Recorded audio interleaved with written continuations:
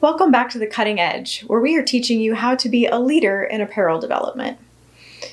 When you're working through your fitting, are you working directly with a pattern engineer? Or maybe if you're the technical designer / developer / pattern engineer, you're figuring out how to wear all of those hats at once. Today I want to talk to you a little bit about pinning and adjusting your garment during the fitting so that you are actually considering the pattern changes that need to happen afterwards. And if you don't have a pattern background, this is where working with your pattern engineer or working with someone who does understand patterns well can be the key to your success. So for example here, I've started pinning on this garment a couple of different things that might need to be done during a fitting. For example, we're seeing a lot of looseness under the bust. We might want to pin this out so that it has more of a fitted look when it's on the body. And so if I continue pinning here, if I have a pattern engineer in the room with me, they might ask, what you're indicating here by pinning out at the armhole and then also under the bust is that we might need to add a princess seam. This is something that I can do to the pattern and get you exactly what you need. Do you want that?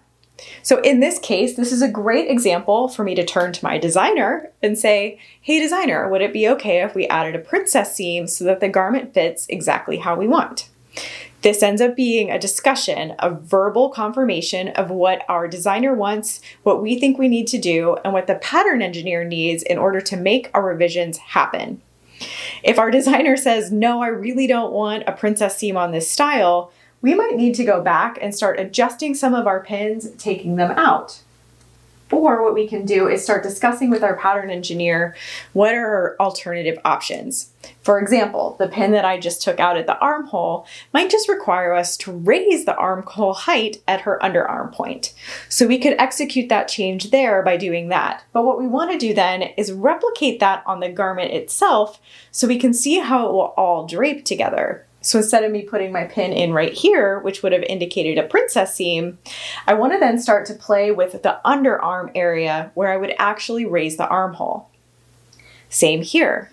If we don't want to add a princess seam in this section of the garment, we might need to adjust our dart. So we have a bust dart over here. It might need to be pivoted by slashing and spreading in the pattern to make sure that we can capture this amount that we want to take out.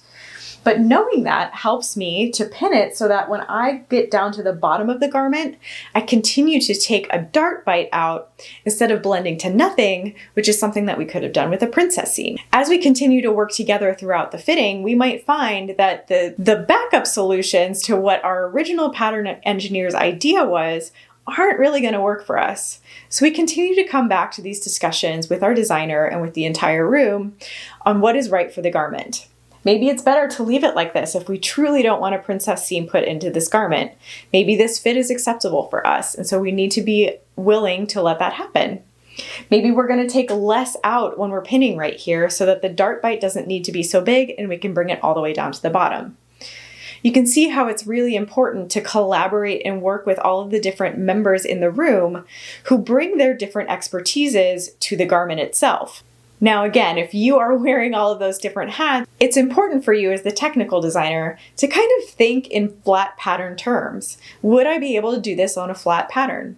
How would I make that adjustment? What would I need to do? If you can't answer that for yourself with every pin that you put into the garment, it might be that you need to go back a step and reconsider what you're doing.